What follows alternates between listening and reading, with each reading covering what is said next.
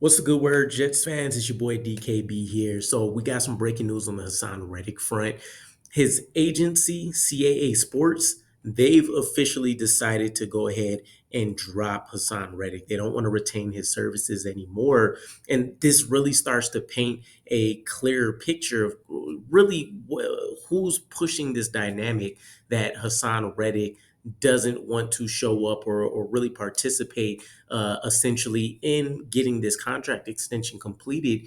And I would say this is a pretty clear division in that Haason Reddick is the one that at this point is completely opposed to everybody, right? If you aren't on his side, you're the enemy, is the picture that this paints to me, right?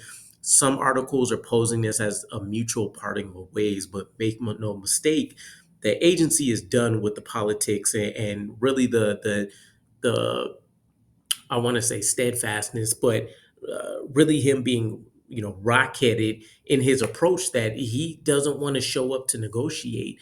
I don't understand how that benefits anybody. Again, he could have saved a ton of money already, but even from outside that perspective, because plenty of other teams have taken an approach that's similar, just not as aggressive as we're seeing with Hassan Reddick. But what does he think is going to happen here? Are we going to get a deal worked out via text or email? I don't understand.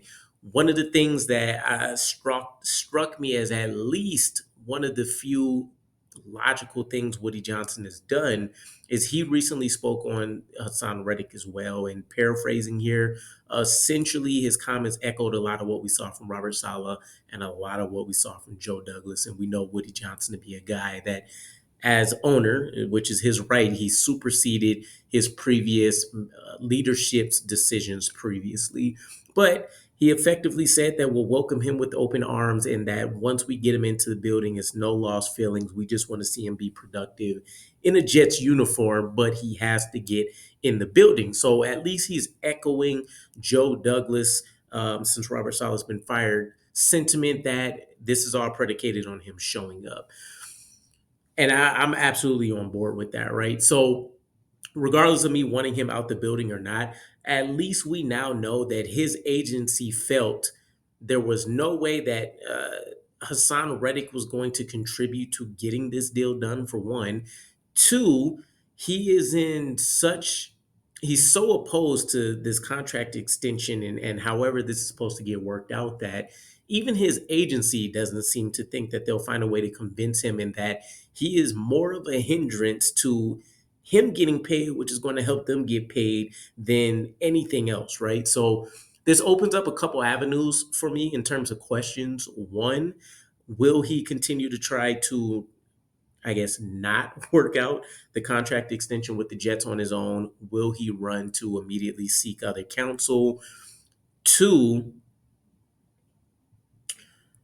is from the perspective of what happened in totality right now, from what I saw from a few different sources, he's looking at about $9 million that he's lost so far between fines, forfeited game checks, etc. But the other pieces, I know we floated the idea that I think he has somewhere between November 5th and November 10th to attend, show up to the Jets so he can actually accrue the current experience he needs, playing time, excuse me, he needs to be able to go into the season, off season as a free agent.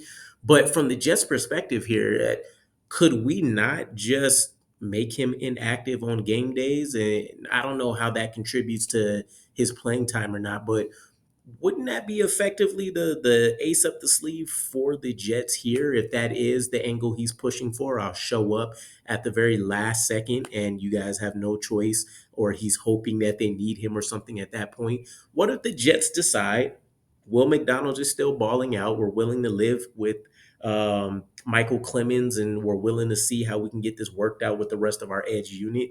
Maybe we'll see some more UDFAs step up. Why not just shut him down for the remainder of the season, right? So I don't know how all that piece works out, but generally the big news is here is that even his own team is starting to lose faith in the direction that Hassan Reddick is trending here for the Jets. So don't expect anything crazy to occur here. I don't think this news necessarily means that Hassan Reddick will suddenly, change heart and we'll start to see a lot of movement happen here. But Let me know what you guys think. Obviously, we've dropped tons and tons and tons of videos on this previously at critical junctures of this point. But where are you at with it? For me, this changes absolutely nothing. But let me know what you guys think, and I'll catch you again. Peace.